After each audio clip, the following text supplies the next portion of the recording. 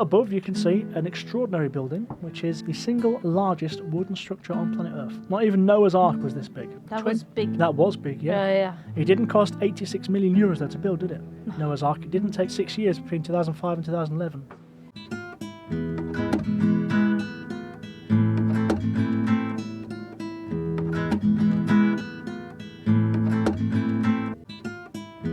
Hello guys and welcome to Hispanophiles Travel in Spain with only half a brain. The eagerly awaited follow-up single to the Ketchup song, open brackets, I said hey, close brackets. Is that what it's called? Ha. Ha. Hey. I said hey.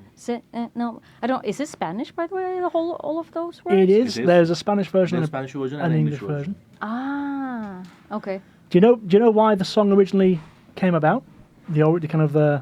I mean, what they're trying to Macarena, do? I guess. Macarena, kind of. That was also a Spanish pop song. Yep, good knowledge there. But the joke behind the song is effectively it's the Spanish making fun of themselves and their inability to sing English pop songs, even though they try. So it's kind of like a joke version of Sugar Hill Gang's "Rapper's Delight." I said a hip, hop, a hibbit, the hibbit to the hip, hip, hop, you don't stop the rock, and so on and so forth. Of course. It's the Spanish pretending to say that. I said ha, the hibbit, the hit, whatever. Yeah. I've learned something today. There we go. Finally. I didn't even bother Finally. to... I was just listening to the song, that's it. Indeed. Didn't bother any history behind it. Well, speaking of history, today's episode, guys, we are going to be exploring the magnificent, the superlative, the incomparable, Lonely Planet's 2018 Best City in the World to Visit winner. It's, of course, the beautiful and my former home city, Seville. But before we get there, guys, we need to speak to our wonderful, wonderful hosts. I'm looking in the beautiful blue eyes of Mystique. How are you there, my darling? I'm as good as ever. Almost. A bit tired, but this is what happens when humidity comes. Other than that, I'm fine. Bought some souvenirs for my nieces. Barcelona t-shirts. Haggled a bit. Because you're going back to Norway, was that correct? Yes. How long for? 10 days. Oh, very nice. Yeah. You can have some air conditioning there, my darling. I think so. Natural. Yeah. It's going to be good. You're going to be so cold, you might freeze to death. It was 30 degrees, actually. Then you won't freeze to last death. month. You'll be fine, I guess. But they won't have sangria there. Made my own. Or reggaeton. So make sure you come back, okay? Okay. Good.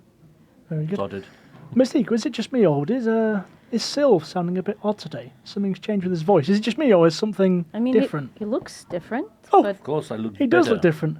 yeah, better or worse? What do you think? The word you're looking for is better. I think it's time to introduce our guest host for today, long-time friend and viewer of the podcast. Exactly. Listener, I should say. Long-time fan. It's the big boy Sid. I know what he said last summer. Hey. How are you, sir? I'm doing absolutely great. Absolutely fresh and ready. All right, don't brag, Jesus Christ, guy. So just to make it clear, the other one is Sil, and today we have Sid from Ice Age. Yeah.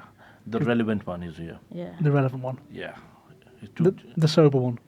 Yeah. I mean, I won't talk about that yet. Just as sleepy, I would say, but Yeah. There is a Sober. bar outside here. at least Sid can write. No, I mean, yeah, the sober one. Good. You can start with the sober one. Not that we've got nothing wrong with the hangover one, the drunken Yeah. one. No problem with him. I thought about this word for hangover today. Now I forgot in the moment.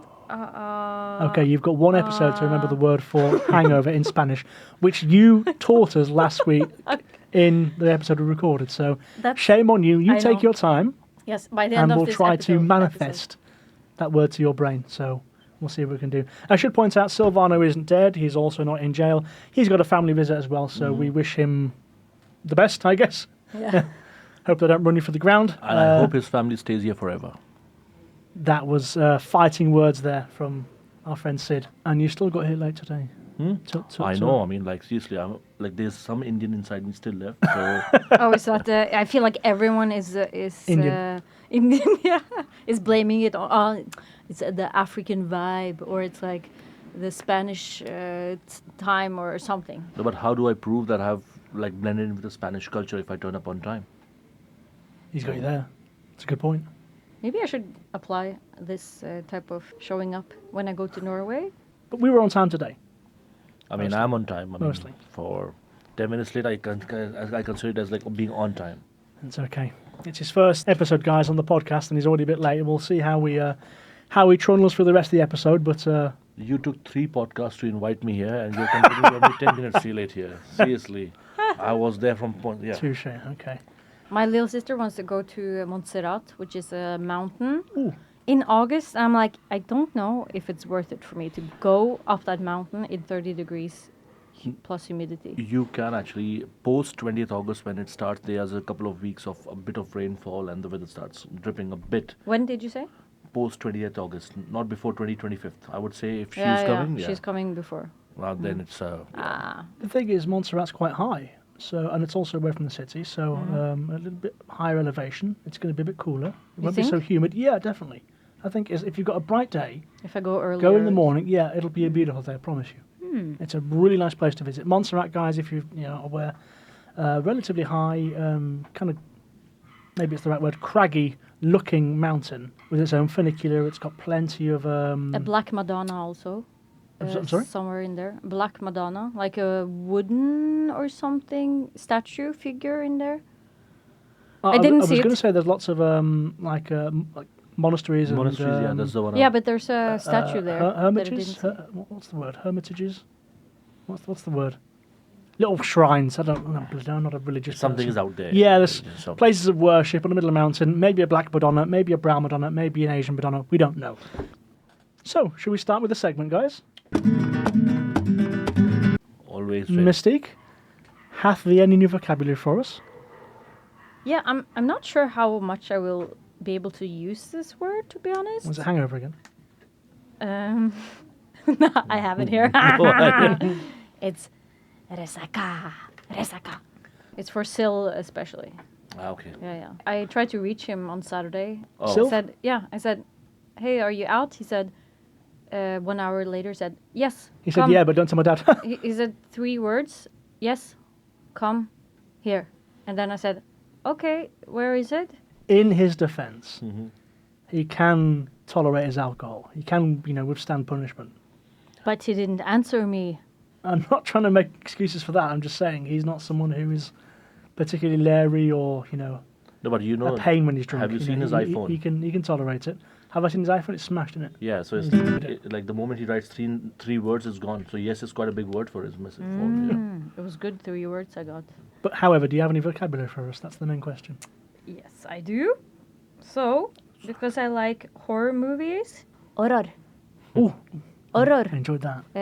Pelu- Someone's been practicing. Yeah. Or peculiaris. No. Películas. Películas, which to me does not sound like film or movie. Pelicu. It's like peculiar. Yes, Películas. a little bit. Or Or pelicans. Pelicans. Or peculiar pelicans. Pecu- In a peninsula. Now I forgot the word. What's the word? Okay, the word is acojonar. Acojonar. Can you spell it?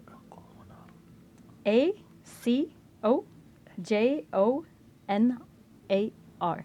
Acojonar. Acojonar. Have you heard about it? I don't recognise the word. However, it sounds remarkably similar if I can... Mm-hmm. It's clearly related to cojones.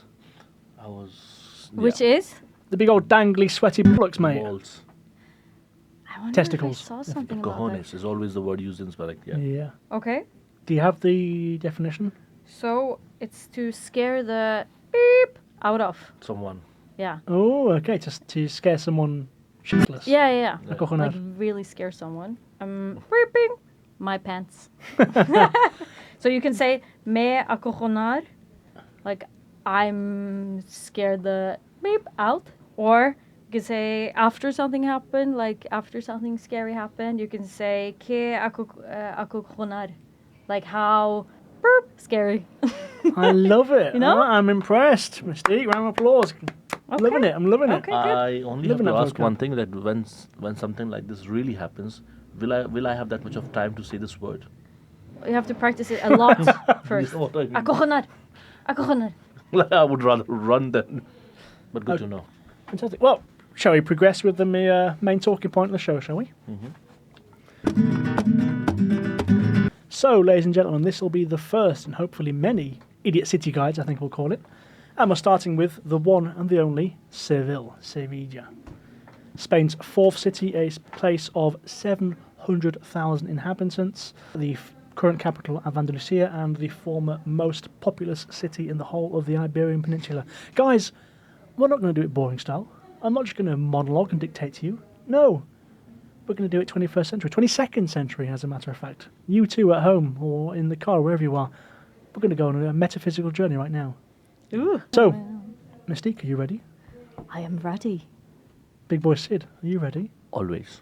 You at home, are you ready? Yes, are you sure? Okay. Well, strap on your seatbelt. Can you give me some sort of transport noise, guys? That was very good. Like ended with a fart, but That was a MiG-2 fighter and a rattlesnake. Isn't I that think, the by sound of? it. Isn't that the sound of the wings of the plane, like when they're closing it down? Oh, guys, it's where are we? This is a strange setting. Wait. No. It's so. Oh, I can't breathe. Help me. Oh, look out! It's okay. Let's come off the road because there is a horse and carriage passing right there. How romantic! Oh, and I can just hear the faint twinkle, tinkle, tinkle of a little fountain in the distance. Guys, this is Puerto de Jerez. This is the logical starting point for anybody visiting Seville. Mm-hmm. Finally, field trip. Our first field Our trip. first field trip. Oh, so exciting. There you go. Happy. Look over there. Can you just see the outline of the other bank of the river? That's Triana. We're going to visit there very shortly, guys. You can also see just a little bit through the trees and the foliage. You can just make out the Torre del Oro, a beautiful town we're going to visit also. But look down there, guys. Can you see? I know it's a very big cobbled square we're in. There's no cars whatsoever. Lots of people walking. A couple having ice cream.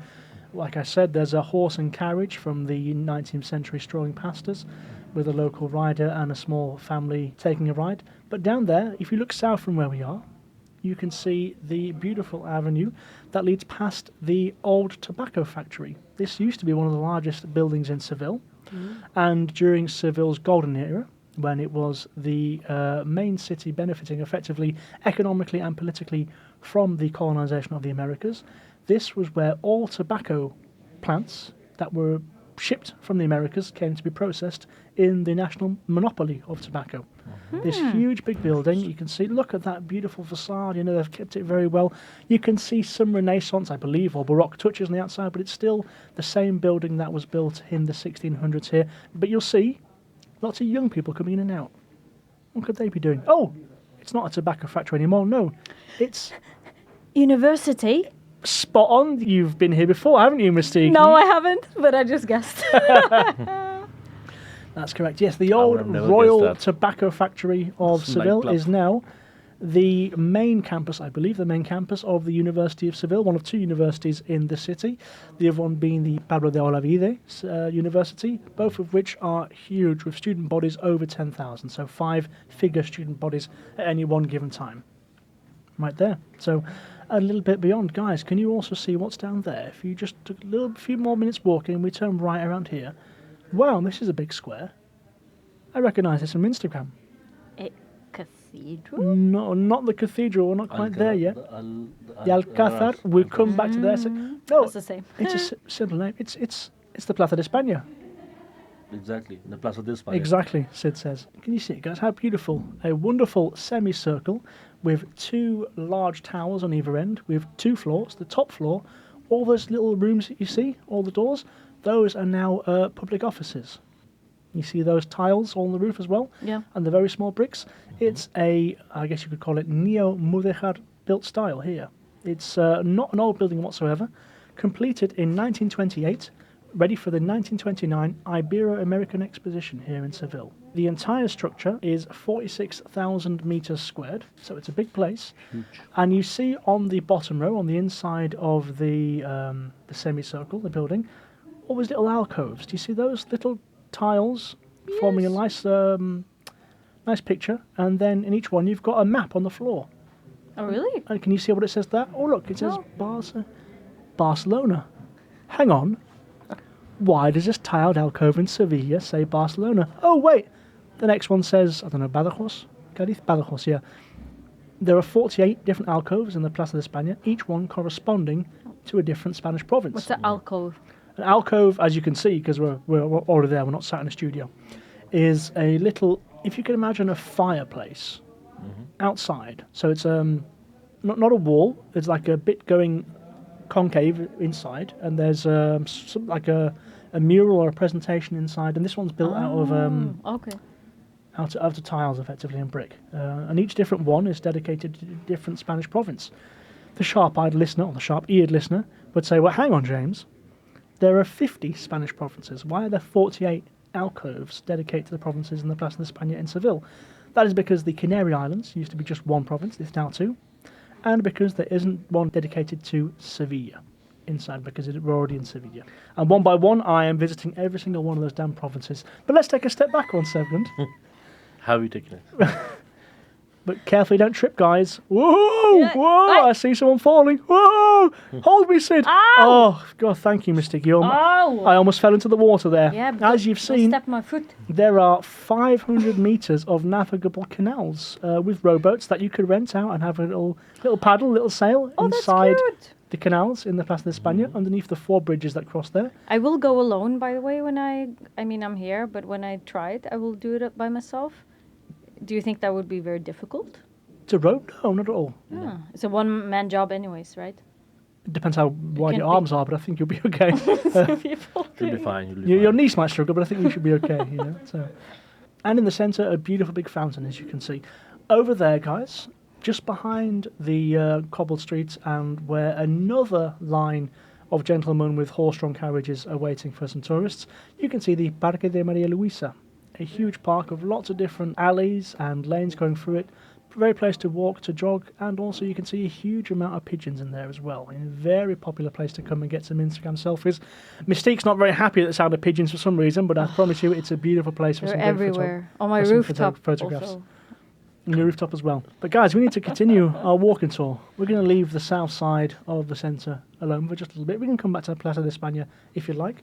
We're going to walk back past, once again, I have the one campus question. of Seville, and we're going to give you a quick little show of the most grand and opulent hotel of the entire city, the Hotel Alfonso 13, again in Neo Mudéjar style. The left-hand side here, how beautiful is that, guys? What do you think? What's your question, Mystique?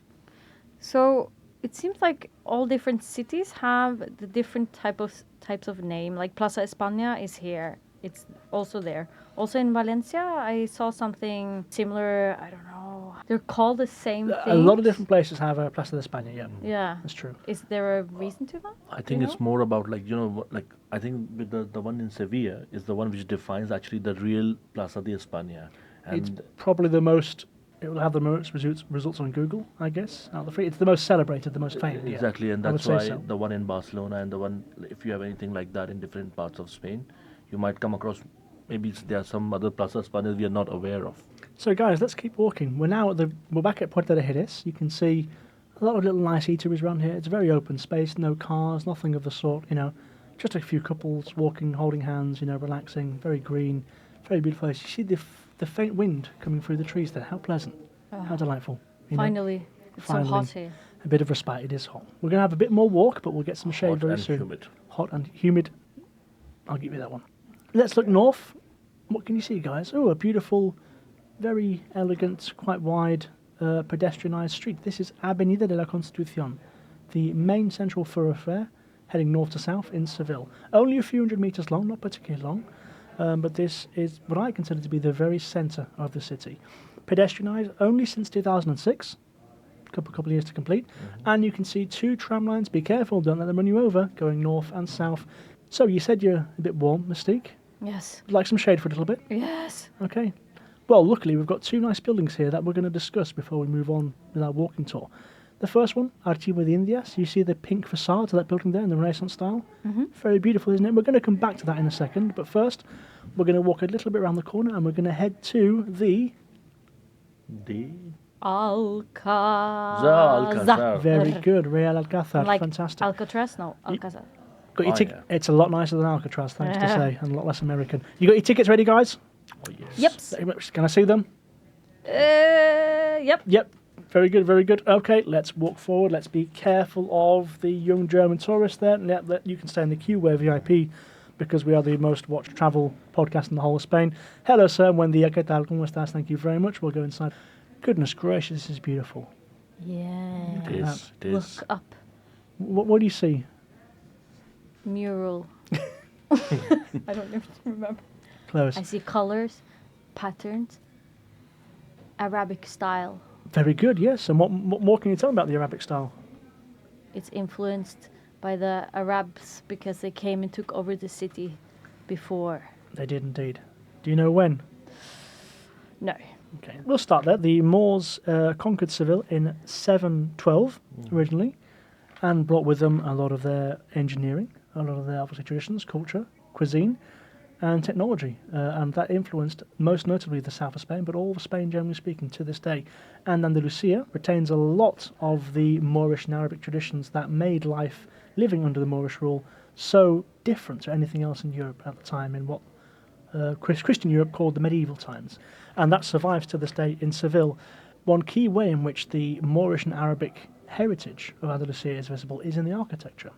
A lot of the buildings built post-reconquest by the Catholics in Andalusia is described as mudéjar.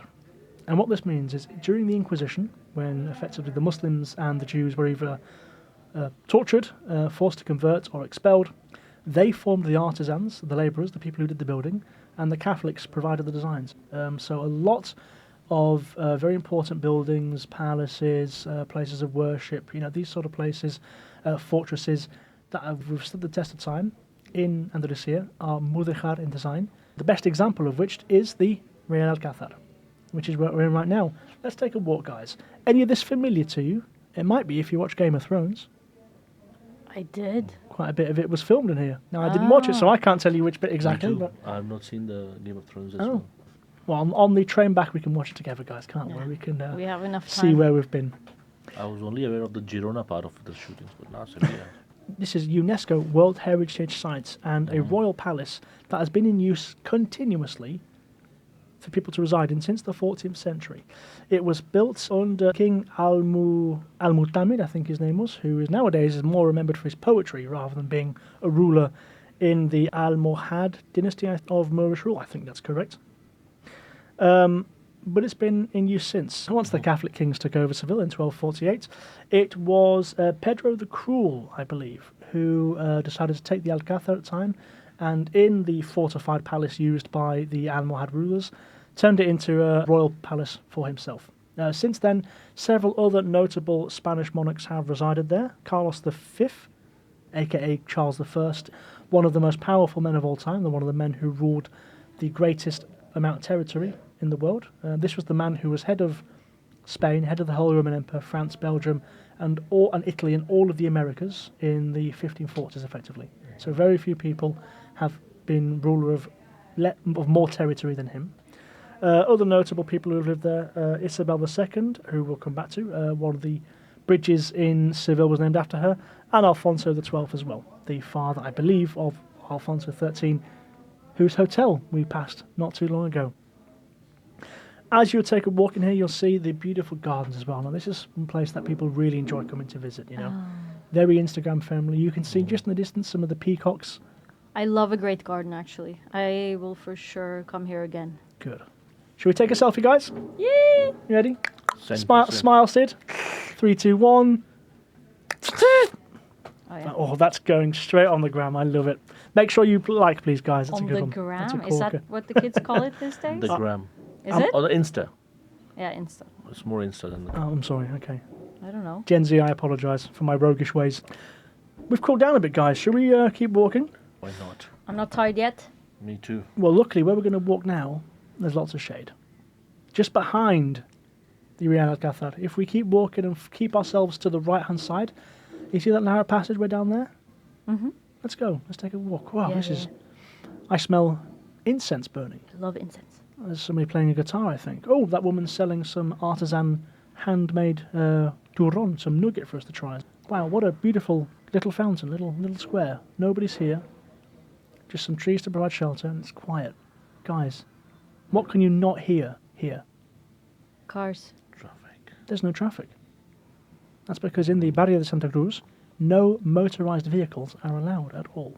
And actually, I Not think, a single one. if I'm not mistaken, Santa Cruz area is the most preferred barrio by the locals in terms of living as well. I don't blame them. Yeah, I mean, I can imagine. Is it your favourite? If I was living there, equivalent to where I live right now, but yeah, Santa Cruz, or the one which is called Macarena or Nervion? Macarena or Nervion, like there. That's the one I would say for sure to be living. No traffic, less traffic, no noise there. And it's not as silent as people talk about. It's happening, but in a way that people prefer it. It's certainly quite unsafe, and how beautiful is it here, guys, But I think, can you almost feel there's a little bit of the otherworldly in the air? There's something almost supernatural about this place. Yeah, someone died here. Well, many people have died here, I think, but many ghosts live on in the mysteries and the things told about Barrio de Santa Cruz. I don't know what it is, but certainly the Barrio de Santa Cruz is Seville's old Jewish quarter. And it was remarkably well, in the days of the Inquisition, it was one place that was remarkably not disturbed that much. I believe it was hit quite a lot by the plague in the 1600s, which we'll come to a little bit later on. But this was also one of the key neighbourhoods of Seville mentioned in all the different artworks in which Seville has appeared over the years. We're talking Carmen, the opera, the Barber of Seville, Don Juan Tenorio. A lot of these different works of art, their characters walk the streets that you're walking right now here in Santa Cruz. That's cool. It's beautiful now. Yeah. But they're not always happy plays. A lot of death, a lot of misery, a lot of heartbreak. Should we keep walking, guys? It's getting a bit creepy, isn't it? Not that good for the vibes. Not that good for the vibes. Do you know what's even worse for the vibes? Learning about torture and abuse in the colonial times. But let's go there anyway. We mentioned the Archivo de Indias, another UNESCO World Heritage Site, the pink building with a very striking Renaissance feature. The doors are open. Should we take a look inside? Yes. Let's leave the Avenida de la Constitución and walk inside. Oh, it's nice and cool in here. You've got marble everywhere. I'm going to lay down for a bit. You can lay down, don't you worry about it. Me and Sid are going to take a look at the treasures inside. But don't worry, we'll let you know what it is. Yep. Let's walk over here. Have fun, guys. My God, look, just loads and loads of archives here. Loads of drawers, doors everywhere. Guys, the Archivo de Indias, I believe, is the world-leading repository for accounts, transactions, and records of the European colonization of the Americas. Of course, Spain held colonies for a long time, from 1492, not 1942, up until 1898, I believe, when its empire finally declined. Everything was accounted for on bits of paper right here, and it's being stored so that we can learn, that we can research, that we can understand our past in a good way. Now, as you can imagine, a lot of these documents are very valuable, but there's one in particular which is really quite significant. And should we go take a look, Sid? Yes. Mystique, will be 2 minutes. I'm just going to go around the corner. I'll find you. And I look at this. You see the date there? Yeah. 1494. The Treaty of Tordesillas. Are we familiar? Not so much, but please. So when the Ottoman Empire closed off European access to the spices of the east of India, of the East Indies, of Sri Lanka, Portugal decided to go around Africa to continue its trade with the Asian sources of these spices. Yeah. Spain decided to go west and discovered the Americas. These two nations were so busy with using their maritime fleets to explore the world and acquire by hook or crook its riches, they realized that they could pose a military threat to each other's interests. So the Treaty of the Tordesillas in 1494 effectively was an agreement between the Crown of Spain and the Crown of Portugal to say everything west of this particular line that we find will belong to Spain. Okay. And everything east of this particular line, don't ask me to mention the line, will belong to Portugal. And that is why the big mass that is most easterly in the Americas is Brazil, where they speak Portuguese, and why all the former Iberian territories in Africa speak Portuguese. Mozambique, the Azores, Angola, and everything west of that line is Spanish. And you're looking at this right here. This is the piece of paper that changed world history to such an extent. And it's available for you to come here and look at in Seville, in the Archivo de Indias, this UNESCO World Heritage Site. Amazing. Interesting. Magnificent. But guys, we need to crack on. We've got more to see. Let's go back outside, shall we? Let's go. Let's walk quickly. Come on, Mystique, time to go. Okay. Let's go back to the Avenida de la Constitución. Fine. And we're going to walk past. I'm getting hungry. You're getting hungry? Yeah. We will get some food. Are you okay for a quick stop of the cathedral first? Is that okay with you? Yeah, we can do that. That's Okay. fine. because as you can already see, this dominates the view. Look at the size of that door. Have you ever seen a door that big? Yep. To me, it's even bigger. It's even bigger because you're short. Humongous. It's so small. And we'll come around the other side and we'll go into the front door here. So, Seville's cathedral is literally the largest Gothic cathedral in the entire world, and one of the actual largest cathedrals in the world when it comes to capacity of the main building. It dominates the view of Seville skyline from any distance and can be seen very clearly when elevated. We'll come to a place not too short that offers the best view of the city, and it gives you unparalleled views of the cathedral from when you are sat. Its elegant sculptures and flying buttresses that you can see, so typical of Gothic architecture from a distance, are all in the beautiful uniform sandstone colour, as you can see. Should we take a walk inside? Yeah. Yes. Look at all these beautiful treasures. The enormous organ, these beautiful mahogany carvings, so many gold-plated religious icons, and I don't know the words, but all these things dedicated Relics. to our holy saviour. And what's this? 4 giant sculptures of stone carrying a tomb. Who's buried there? Let's take a look. Oh, it's one of the most significant men in history, Christopher Columbus, buried right here in Seville's cathedral. Yeah. Again, a city so pivotal in the Spanish colonization of the Americas, and here he rests. But guys, I've got a couple of things even better to show you about this cathedral. I know it's beautiful to look at the outside and the inside, but let's just quickly go over here to this patio. See all of those beautiful orange trees? Mm-hmm. You see the grooves in the floor? Yeah. Again, so typical of Moorish design, allowing the water to channel wherever it's needed for cleanliness and for irrigation, effectively, to keep the trees that grow these oranges well watered. This is the Patio de los Naranjos, naranjo being an orange tree. And you smell it in the air, the very slight, sweet smell of oranges. Yeah. Beautiful, no? Yeah. Fantastic. But look up. Fresh. And what is that? That, guys, is the single main attraction of Seville. 104 metres tall, the old minaret of the mosque over which the cathedral was built. The Giralda is actually the name of the young woman on the weather vane. You can see it right there. She stood holding her arm out. Yeah, I see her. She's called the Giralda. Coming from the Spanish verb for to turn or to rotate, girar, Giralda is a weather vane in Spanish, I believe. Mm-hmm. But commercially that's what she's known as. As we already saw as we passed the campus, the University of Seville uses the Giralda as its main logo. And many a Sevillano will say they don't really ever feel like they've arrived back home until they can see the beautiful tower on the horizon. There is a decree in Seville, no building can be taller than the Giralda. Nice, I like that a lot. As you've seen, there's not too many skyscrapers or towers. One exception on the west bank of the river, the Torre Sevilla, because it falls outside of the jurisdiction.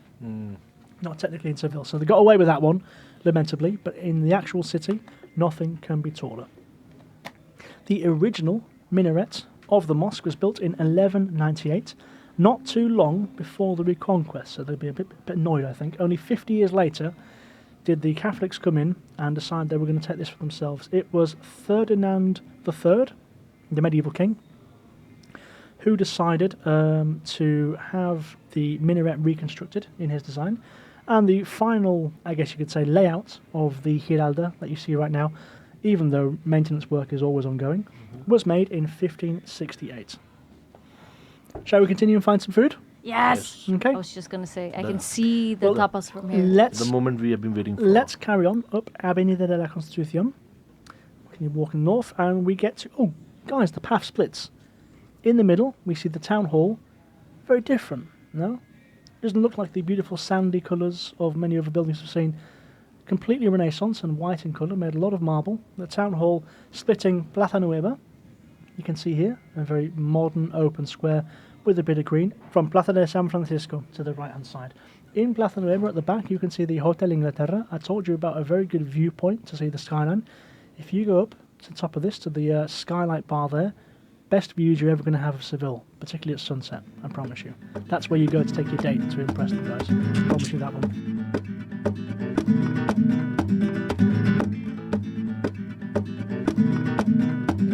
Let's start by going right, guys. Let's walk past Plaza de San Francisco, up this slightly windy road. We'll get there. I know it's uphill.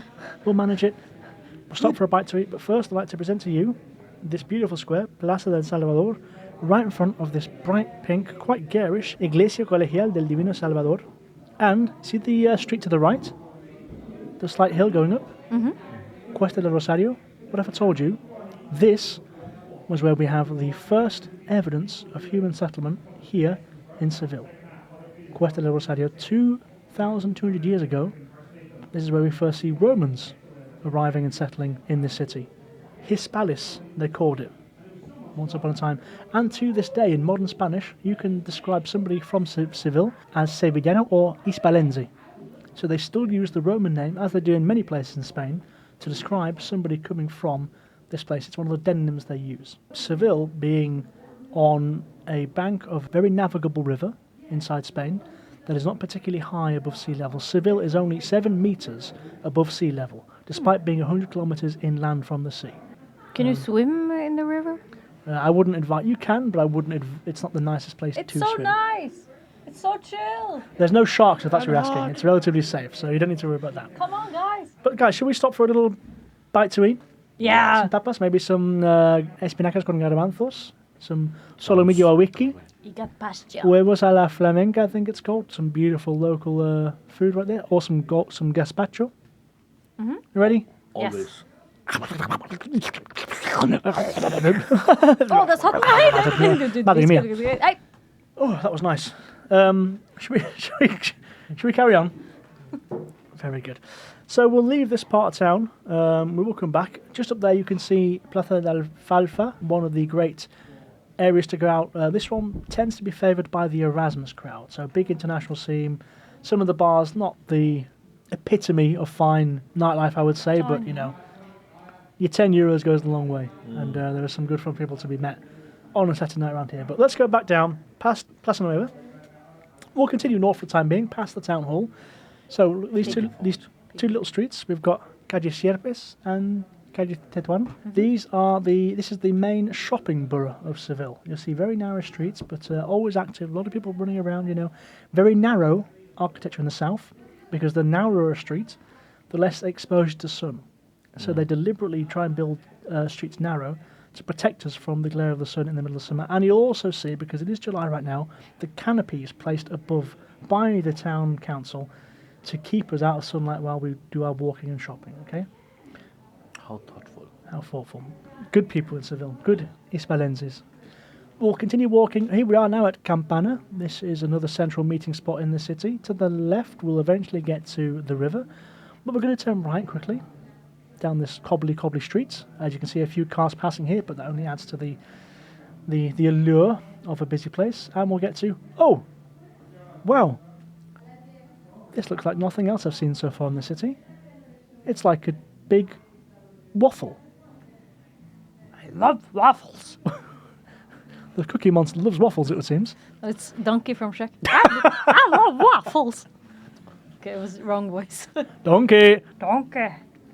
This is the Metropol Parasol, known more conventionally as Las Setas, which means... Mushroom! The mushrooms, indeed. Finally, Spanish coming together. I know.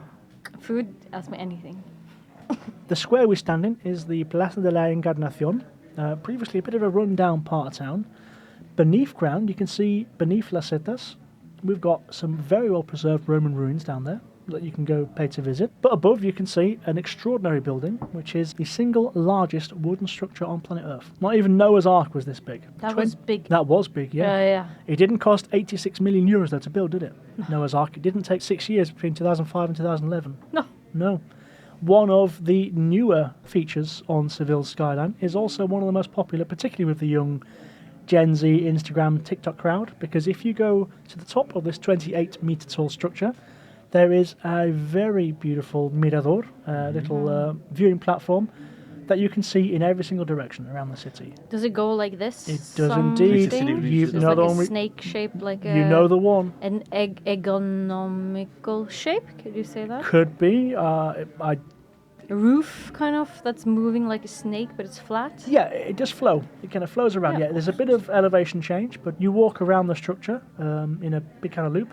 And I think it would be an amazing setting for a Mario Kart race, For a personally. marriage? A Mario Kart. Maybe for a marriage as well, but I'm thinking more about Mario Kart at this stage of my life Yeah, than marriage. true. But without doubt, guys, when you go, I'm sure you've already seen it from Instagram or whatever, an absolute amazing thing to visit and surprisingly cheap to get up to the top and have some good photos, particularly at sunset, guys. Make sure you do it. Do you prioritize these type of things, like the modern contrast to the old, when you're traveling? Because it's sometimes like, yeah, it's cool, but it's so modern. It's like it's the old stuff I want to be here for. But what do you guys think? No, I agree, because like when I went to Seville, my point of like traveling there was more related to, basically I was there for the football and the drinks. Yeah, There was so something totally different. yeah, exactly. Exactly. No, and I mean, like one of the places when you're mentioning about the streets where you can grab good food there was one of the streets where called Calle Betis. Yeah. Yeah, and what a place. What a place there. The best thing is about the drinks and also like the tapas serving alongside it, and you meet so many people who are there from like for 6 months or 1 year, or who have just started to move in and want to make friends from different nationalities coming For real. there. Yeah, and I forgot about this barrio. I think it was called Triana. Yeah. We'll get there. Yeah. Well, tell us what you know. We'll start there. I mean, these were my, like when I got there, I don't have any friend who's from Sevilla, so all this was like from the people who have been there before, and yeah, my only thing was like, where can I, because of course I went with a bunch of friends to explore to watch some football games over the weekend, but also to explore where are the best options where you can meet people from locals as well as the internationals. So for me, I was told about these two places, like the Triana and also the Calle Betis, which is like the places where you can come across like good restaurants, good bars, good nightlife, and then hydrate there, go out, enjoy football, come back and rehydrate there. Yeah, So that rehydrate. was So for me, apart from the Plaza de España and the Alcazar one, that is my vision of. Beautiful. Yeah. I want to visit one place quickly, just to finish the Roman part. We're going to come back to Triana, Betis and the river. Yeah. Not too much longer, because I want to take a short walk north from Plaza de la Encarnación and Las Setas.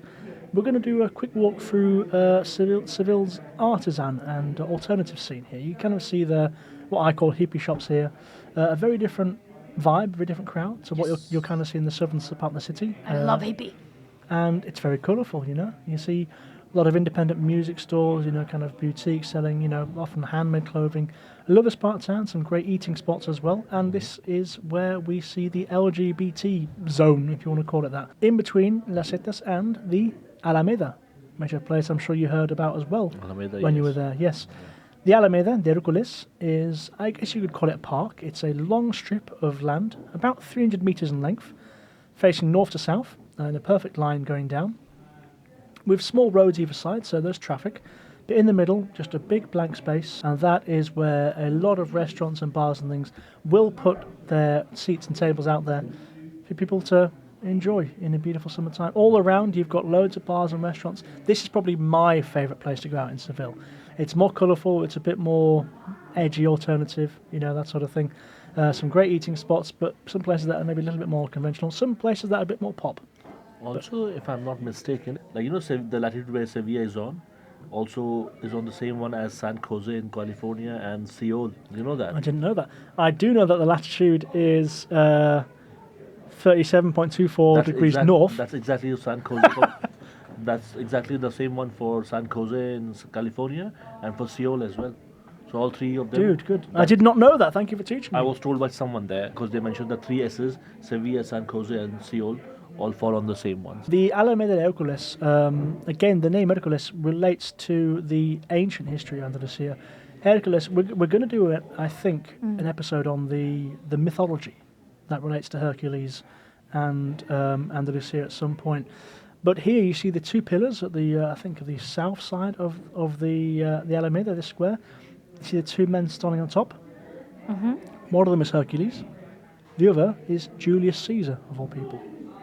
Again, but it's Greek. Hercules, was a figure of Greek mythology, but he is said to have stood over the Mediterranean, the Strait of Gibraltar, with 1 foot in Africa and 1 foot in Europe. And that's why the flag over Andalusia features him with 2 lions that he apparently tamed as well. Actually, 2 Roman emperors were born in Seville. Trajan, who is maybe not so well known, and Hadrian, a name that will be familiar to all Brits because he was the one who commissioned the wall to separate those rebellious Scots from the civilised English. Apologies to any Scots listening.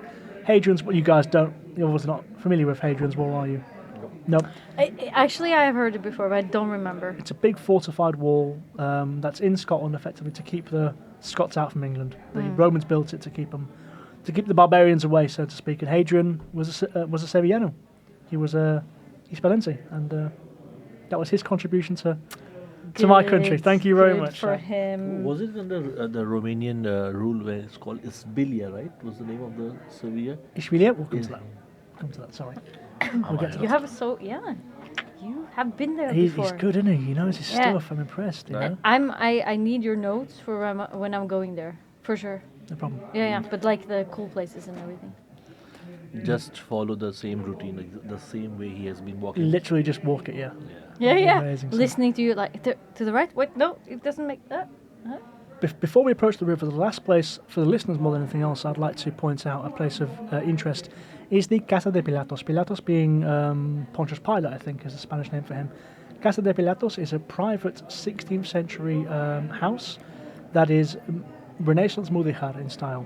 So the usual kind of Andalusian beauty of geometric design in it. But inside you've got loads of Renaissance statues of many figures of Roman history. So you've got many of the great Caesars and emperors in there, but also I think Jupiter has a statue, Mars has his own statue.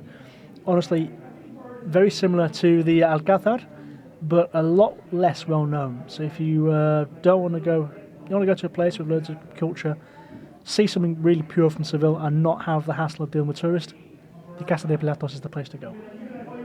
But now, guys, we've spoken about Roman history so much. It's getting hot. I'm getting sweaty. I think we should head down to the river to get a bit of a nice breeze on our faces, don't you? I keep going to the river to pray, 'cause I need something that can wash all the pain. My voice is stepping on the demons away. She's got a nice voice, actually. We just got a copyright strike, but it was worth it. Okay. Round of applause. Thank you very Okay. much, Christine. I Thank wasn't aware of those vocal talents, but I'm really surprised. good job. Good job. Okay, thank you. So I said that Seville was founded as a good settlement on the banks of a very navigable river, well inland, but also a good place effectively to manage trade from the local farming area. The floodplains of the river are reasonable for farming, and it's quite flat around Seville. Of course, the Romans gave this river a name, and the name is going to be very familiar to anybody who's a big fan of Spanish football in general. Can you guess what the Roman name for the river that runs through Seville may be? I'm looking at Sid more than Mystique, but Yeah. Betis. Betis. Yeah, B? Betis. Betis. is the current spelling in the football club Real Betis Balompié, Yeah. which is, Balompié. I would say, the second club of Seville. Many would disagree with me. For the record, Seville has two professional football clubs, Sevilla. Yes, I disagree with you as well. You can disagree, that's completely fine. The Arabs, the Moors, called it Al-Wadi y Kabir, from which we get Guadalquivir. So Wadi is the Arabic name for a river. I've heard that quite a lot. Wait, Wadi? Al-Wadi y Kabir. Okay. Actually, the word Wadi is more Arabic / Persian / Urdu / Sanskrit. Hindi. Yeah, and Awadi means it's like when you're standing in the middle of hills, like like mountains, hills, everything. So you describe it as like the view. Like you say this, the word Wadi is like okay. The word Wadiya is the word the more. The Indians invented everything in life. Is it positive Over or and over. negative view? Good view or Good bad? view. No, it's like when you are like mesmerized by the view and you just look at them and Wadi, say W-V? Vadiyan. Wadi. Oh, I know what Wadi. It's good to look at. So the Al-Wadi Kabir, I think I'm pronouncing it right, well, it just means the big river in Arabic, and from that we get the name Guadalquivir. This stretch of the river, as we walk down now, we're going to stay on the eastern bank for the time being. You can see a beautiful, really well-maintained cycle lane and walking path. Effectively. Good evening, thank you very much for interrupting our podcast. This is a great spot to come for a jog, a cycle, or just have a little walk at the end of the day when you've got a bit of time in your hands and you need to get some of the heat out of your system, maybe with a cold beer. And as you can see, a lot of people paddleboarding, rowing, kayaking. Surfing. The river, not surfing so much in the middle of a river, but Why not? because there's no waves, darling. Surfing might be difficult. A surf machine. That's Yes, the only but way. as you can see, it's quite a big river, and that would be quite an investment. It's to have all that about much energy. talent. So, okay, so these guys are going to have a go at surfing. I wouldn't advise you, listener, to try surfing in the Guadalquivir. No. You might struggle, but okay. More a kayak person Paddleboarding and anyways. kayaking, there we go. That's completely fine. But Loner. I'll do it alone. A kayak for one person. shall we cross the river? Yes, let's do it. Okay, so we already discussed Triana.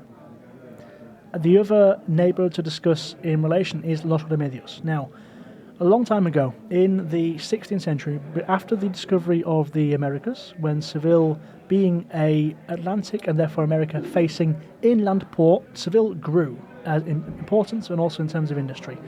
It became the go-to port for anything coming in from the Americas to account for, record, as we've already discussed, and process. So, if we look across from where we stood now, Triana and Los Remedios, we look back to the original city, we can see the neighbourhood El Arenal.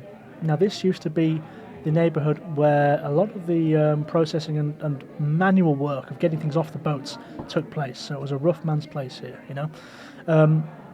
And from that era of industry, from that era of huge profits being made from the colonisation of the Americas, a lot of what you can see over there was made. Where we're stood right now is a lot more recent. And the neighbourhoods of Los Remedios y Triana, where the gypsies, Los Gitanos, lived in the 18th, 19th and 20th centuries, generally speaking. Now, it's important, and we might do an episode of this as well, because it's an important thing to understand. The word Gitano is, I guess, the translation of gypsy, but it has a very different connotation in Spanish to English. In English, even though we can use it to describe people of Romani descent or Sinti descent, for right or for wrong, probably for wrong, it does have a lot of baggage with it still, the word gypsy in English. But Gitano doesn't have that. It describes a very particular set of people who, an ethnicity, basically, a different race, who were often persecuted quite a lot for not being Catholic, for not being Castilian in blood. The south of Spain has a very large, and has always had a very large Gitano population. And in the early 20th century, and certainly under Franco, they were persecuted. And in Seville, a lot of them lived here, in Triana and Los Remedios. So, a bit further away, as you can see, the streets are a little bit more winding, the buildings a bit less planned, organised, and there isn't the grandeur of the city, but this has become one of the really cool places to come hang out, effectively. Exactly, and as Mystique is doing a great example of, this is where some amazing flamenco music is performed by those populations. Naturally, Flamenco. this has now become quite a fashionable place to come hang out because it's better connected. We've now got various bridges crossing to the other side. To the south of Triana, you've got a big old space, and this is where the Feria of Seville takes place. Every year, second half of April, beginning of May, you get all these huge casetas, which is just like a little tent, effectively, by different organisations, different families, different social groups, the football clubs have them, you know. And during the Feria, which deserves an entire episode on its own, the women look incredible in their Gitana outfits, you know, really representing the flamenco Andalusian culture. The men in the suits. The men in the sharp suits on horseback, you know, and a lot of drinking, a lot of socialising, incredible music, and it does not stop. I like it a lot. Other points of interest on this bank before we go back across, we mentioned the Torre Sevilla, which is now in the metropolitan area, the largest building in the city. Regarding flamenco, Tell me. Rosalia, that many people know of, James loves her. The singer, right? Yes, she studied flamenco and singing flamenco, and she's from Barcelona. But her voice or her education is from flamenco. Now she sings like pop, reggaeton, Yes. mix. But you can also hear it, I think, a bit when she sings. No doubt, yeah. I would say so. Just wanted to point that out because she's famous and you might relate. Shall we do an episode on Rosalia? Yes. Do you want to research it? Yeah, But I can research her. A few of the points of interest I want to point out. If you look at the northern half, we have the science park. We have the Isla Mágica, which is the water theme park here, which I've never been to, and the Water theme park. Oh yeah. Yeah, I think it's a water park or a theme park. Is it I've fun? never been. What a theme I've park. never been. What a theme park. I'd like I've to not go. been either, but yeah, it's a water theme park. we'll visit. Apart from that, the Alamillo Park, which is a very good place to go running, take your dog for a walk, whatever, and even an abandoned rocket. I love abandoned. Yeah. I will send you an image after this, and you'll see exactly what I mean. But, I've been to an abandoned water park. Whereabouts? Vietnam. Toi Tin. With a dragon. Dragon? Yeah. What? I've been there. It's really? amazing, isn't it? It was like hidden, but still people from the hostel knew about it. We took scooters, went. Small world, huh? The Small world. flyers were everywhere. I loved it. Well done. I loved it too. So let's go back across the river now to the main city. Let's go across the Puente de Seville to Isabel II, also known as the Puente de Triana, built in 1852. And we're back in the Arenal, the area we discussed. This is where I would say, more glamorous, more upmarket place to be, shishi type of night spots are. Not for me, but if that's your thing, no problem. Basically a modern day Sevilla, right? But also, like, the bars are a little bit more, certainly higher priced, not for the student crowd whatsoever. The La Rambla. La Rambla? That's like the equivalent to La Rambla because the prices and everything. When we went it's a bit more a place to be seen, certainly, in that place. Not my spot, but it's perfectly fine. And we're going to slowly walk back to Puerta de Jerez, where we started, but there's a couple of little buildings we're going to pass on the way. The first one has a long name. It's hard to pronounce. Shall I give it a go? Mm-hmm. Please. It is the Real Maestranza de Caballero de Sevilla. Ooh, oh wow, what happened there? You sounded like this awesome, sexy, but I'm not kidding. Like, you sounded like someone else. Like, Give it a go again. Give it a go. Yeah, this was amazing. Second time lucky? Yeah. Okay. Keep your underwear on. Real Maestranza de Caballero de Sevilla. What happened? He turned to, like, it's a different person right now. This is the first time I've heard you, like, turn into a Spanish guy, a bit like... And yes, she's fascinated by it. No, but, very much. But you know, for me, it's not a problem to talk like the person from Spain because I have spent a long time here in Spain. So I have, for example, many experience talking to the people from Spain. So I know how they are talking in Spanish, but also in English. For me, it's not a problem to make myself sound like a person, for example, from Seville. Yeah, but it's no, very wait, easy. Yeah, wait. give it a try. Give it a try now. No, this was my Norwegian. I'm gonna do Norwegian English. It was really well done. Thank you. I thought that when you lived here for so long, I never heard you speak like that. Have you never heard me speak Spanish? No, I have heard you speak Spanish, but I've never really heard you put like an effort into it, you know? I heard you put more English version of it. Like now it's turning into Indian, mix of Norwegian, Indian, English. No. We are better than that. I'm trying to do Norwegian English accent. Don't bring us down to that level. So the Real Maestranza de Caballero de Sevilla is the 12,000 capacity bullring. One of the most eminent in Spain, one of the most glamorous, one of the most beautiful. I've never seen a fight there. I've been inside it to have a little walk around. It is worth, and I understand people, listeners, if you have reservations in any way supporting and glamorising bullfighting, I understand that it is worth a visit just to, I would say, not on game day, not on match day. When there isn't a fight, you can enter and have a little walk around, well, because it is a cultural institution that deserves, if not your money, admiration or money, then at least your attention. Yeah. It is an important thing to know about Spain. And this that's is the mecca Yeah? of bullfighting. Should you go there? I've been chased by many bulls in my own village in India, so I don't need to see it. So it brings back the memories. It's more organized, it's more professional, that's it. Nothing else. The other building I'd like to bring your attention to on this side of the river in Arenal is the Torre del Oro, which I mentioned before, just on the bank of the river here. We got a glimpse of it, didn't we? When we were back at Puerta de Jerez, we saw it very briefly. This is a 13th century prison and watchtower built during the Almohad rule of Andalusia in Spain, overlooking the river. And its name, Golden Tower, comes not from the treasure that it had to watch over, but instead from the appearance, the slight glow, the radiance it has at sunset. You can just see it twinkling because it's getting quite late, as you can see, Mystique. Can you see the slight glow around the tower? Almost. My lids are pulling downwards. Don't worry. We'll go to a bar in a second. We'll go back to Puerta de Jerez. We're almost there. Exactly. Don't you worry about it.